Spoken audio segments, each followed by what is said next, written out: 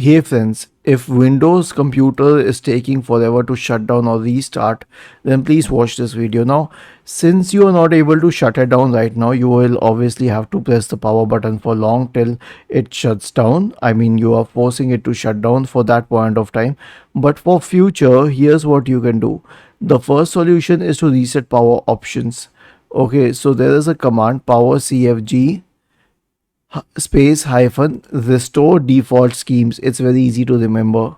Press the Windows key and the R button together and paste it here. Hit enter. This will reset the default power options.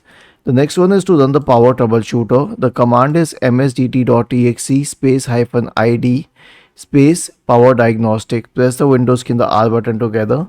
Paste it here and hit enter.